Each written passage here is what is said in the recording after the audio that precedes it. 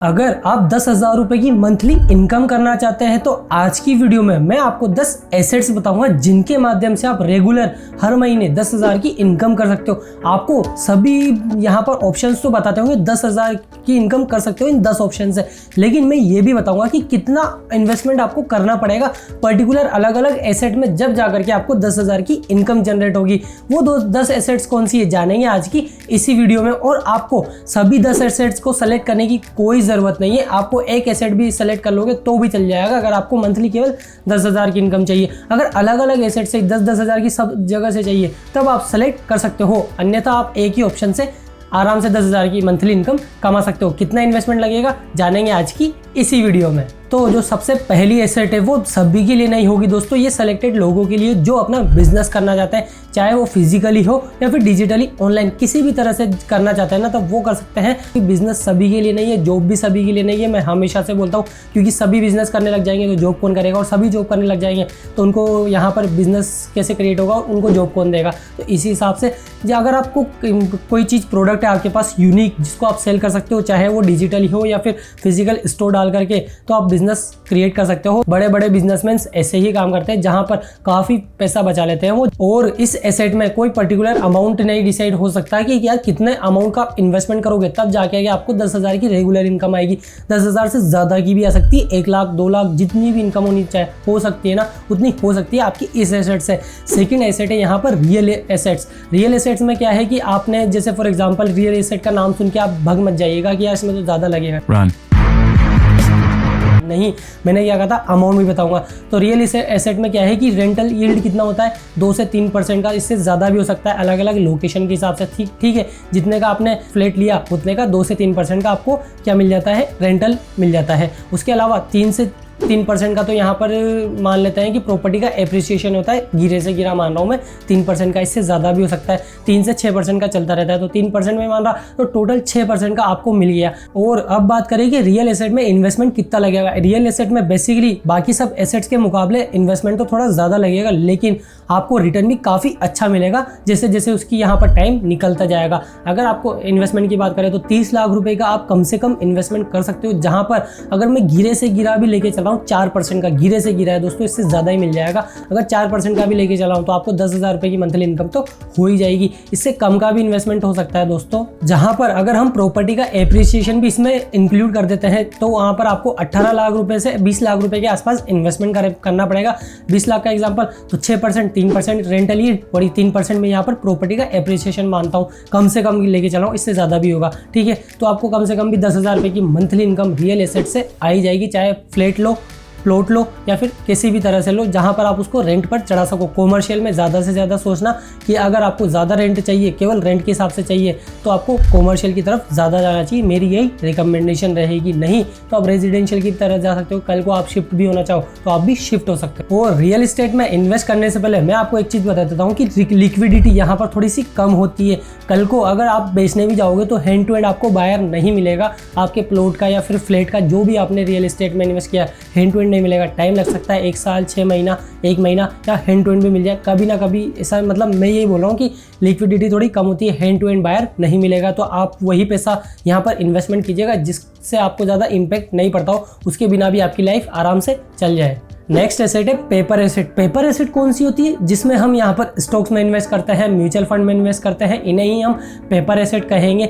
जैसे for example आपने किसी में भी स्टॉक में इन्वेस्ट किया नहीं तो आप चाहो तो निफ्टी 50 में इन्वेस्ट कर सकते हो, जहाँ पर भारत की टॉप कंपनीज है, टॉप 50 कंपनीज है। इंडेक्स फंड में इन्वेस्ट कर सकते हो, जो जैसे भारत की जीडीपी ग्रो होगी, भारत की जीडीपी में किनका कंट्रीब्यूशन होता है, टॉप कंपनीज का। जैसे ही वो जीडीपी ग्रो होगी तो वो टॉप कंपनीज भी ग्रो होगी, तो आप चाहो तो इंडेक्स से यहाँ पर इन्वेस्टिंग स्टार्ट कर सकते हो, नहीं तो पर्टिकुलर किसी स्टॉक में भी इन्वेस्ट कर सकते हो। आप बात करें कि इसमें इन्वेस्टमेंट कितना लगेगा आपको, अगर मैं यहाँ पर एवरेज भी लेके चलूँ कि 12% का आपको रिटर्न मिल जाता है, स्टॉक में इससे ज़्यादा भी मिल सकता है, लेकिन मैं यहाँ पर निफ्टी 50 का बेंचमार्क लेके चल रहा हूँ कि 12% का आपको रिटर्न मिल गया, तो आपको 10 लाख रुपए का इन्वेस्टमेंट करना पड़ेगा। 12 लाख के हिसाब से आपको मंथली 10,000 की इनकम तो आ ही जाएगी अगर आप रेगुलर के हिसाब से देखना चाहते हो। और यहाँ पर इसमें इन्वेस्ट करने से पहले आप अपनी खुद की एनालिसिस ज़रूर कीजिएगा, किसी की रिकमेंडेशन बिल्कुल भी फॉलो मत कीजिएगा। चाहे मैं भी आपको कोई स्टॉक बता रहा हूँ बिल्कुल मत कीजिएगा, खुद की एनालिसिस ज़रूर कीजिएगा, हमने एनालिसिस करना बता रखा है कैसे आप कर सकते हो, ठीक है।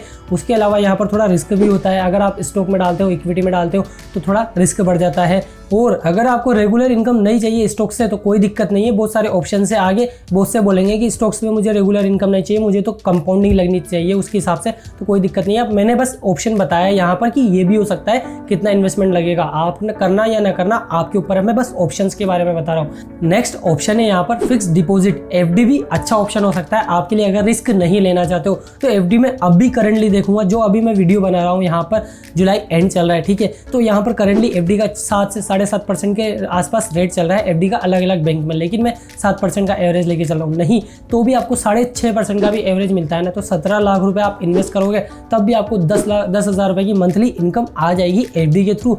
तो आप सोच सकते हो कि किस हिसाब से आपको मिल रहा है। लेकिन जहाँ पर भी एफडी करवाओ ट्रस्टेड बैंक होना चाहिए, आरबीआई से अप्रूव्ड होना चाहिए, हर कहीं पर भी आप अपनी एफडी मत करा लीजिएगा। एनबीएफसी को थोड़ा अवॉइड कीजिएगा, बैंक में जाकर के एफडी करवाइएगा। और नेक्स्ट ऑप्शन है, ये ऑप्शन उनके लिए जो पैसिव इनकम स्टार्ट करना चाहते हैं। यहाँ पर कोई पर्टिकुलर इन्वेस्टमेंट नहीं लगेगा, लेकिन आपकी जैसे जैसे यहाँ पर स्किल्स बढ़ती जाएगी, जैसे जैसे आप डेवलप होते जाओगे, जैसे जैसे आप कंटेंट बनाते जाओगे ना, वैसे ही आपकी इनकम और ज़्यादा होती जाएगी। 10,000 क्या जाने कितनी मिल जाएगी वो डिपेंड करता है आपके कंटेंट कितना ऑडियंस पसंद करेगी। आप चाहो तो यूट्यूब पे वीडियोस बना सकते हो, फिटनेस से रिलेटेड, हेल्थ से रिलेटेड, ब्यूटी से रिलेटेड, टेक से रिलेटेड, या फिर जिसमें चीज़ में आपका इंटरेस्ट है उससे रिलेटेड। नहीं तो आप ब्लॉगिंग स्टार्ट कर सकते हो, नहीं तो आप यहाँ पर बुक लिख सकते हो, कोर्सेज क्रिएट कर सकते हो अगर वो वैल्यूएबल है। कोर्सेज का मैं यहाँ पर जब भी कहूँगा आप क्रिएट करने का, तब वैल्यू प्रोवाइड कर रहे हो, सस्ते में देना, महंगा मत देना, मैं पहले ही बता रहा हूँ, क्योंकि ऑडियंस नहीं लेगी।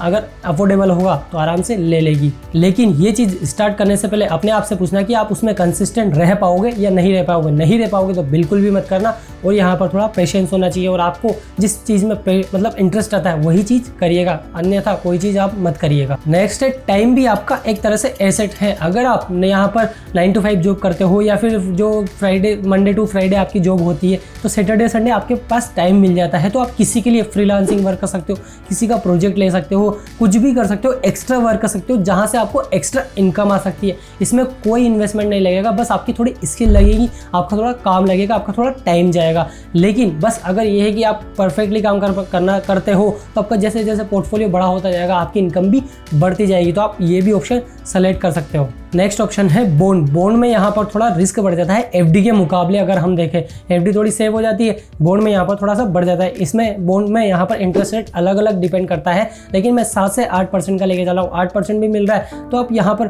15 लाख रुपए भी इन्वेस्टमेंट करोगे तो भी आपको आराम से 10,000 की मंथली इनकम आ जाएगी। बॉन्ड के माध्यम से भी आप चाहो तो बॉन्ड में भी इन्वेस्टमेंट कर सकते हो। नेक्स्ट है नेटवर्क। नेटवर्क में मैं आपको यहाँ पर ये नहीं है कि नेटवर्क मार्केटिंग के बारे में बताऊंगा, बिल्कुल नहीं, वो एकदम तरह से बहुत घटिया चीज़ है, वो पिरामिड बना के वाला। मैं तो यही बोलूँगा, अगर आपका कोई ओपिनियन है तो आप नीचे कमेंट कर सकते हो, इसके बारे में हम अलग से वीडियो में बात कर लेंगे। लेकिन नेटवर्क कौन सा बोला हूँ मैं, अपने आसपास का नेटवर्क, आप अपने फ्रेंड्स का, फैमिली का, रिलेटिव्स का जो भी नेटवर्क बनाते हो ना, उसके माध्यम से आपकी इतनी वेल्थ क्रिएट हो सकती है। कैसे?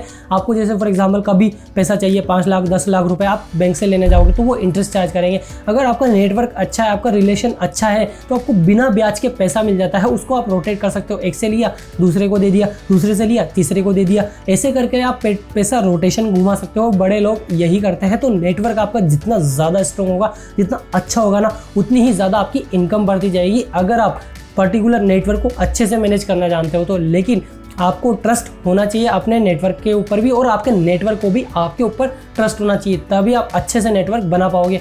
बिना ट्रस्ट के अच्छा नेटवर्क नहीं बन पाएगा। नेक्स्ट ऑप्शन है, अगर आपके पास कोई आइडिया है किसी प्रोडक्ट से रिलेटेड, आप चाहो तो कुछ ना कुछ नया यूनिक प्रोडक्ट क्रिएट कर सकते हो, जिसके बारे में आपके माइंड में आइडिया है, तो उसे क्रिएट करना एक स्टेप लीजिए। एक स्टेप लोगे तो धीरे धीरे आप उसके बारे में और काम करोगे, तो आप चाहो तो अपना खुद का प्रोडक्ट बना सकते हो। वो किसी भी चीज़ से रिलेट हो सकता है, चाहे तो किसी की वैल्यू ऐड कर रहा हो, मोबाइल के लिए स्किन हो सकती है, यहाँ पर जो मेरे सॉफ्ट बॉक्स है उसका कवर हो सकता है, कुछ भी चीज़ है ना, A to Z आपके माइंड में जो भी है ना आइडिया, उसके बारे में रिसर्च कीजिए कि इसका मार्केट कैप अभी कितना है, फ्यूचर में ये इंडस्ट्री कितने बड़ी होने वाली है, इसकी अभी कितने बिलियन की, कितने बिलियन डॉलर की है, आगे इसकी डिमांड बढ़ेगी या नहीं बढ़ेगी, उस हिसाब से आप अपना पर्सनल खुद का यूनिक प्रोडक्ट क्रिएट कीजिए जो आपको आप आगे 10,000 या 10 लाख तक की भी इनकम देगा अगर आप अच्छे से इसको प्रोडक्ट को क्रिएट कर देते हो एक यूनिक तरीके से।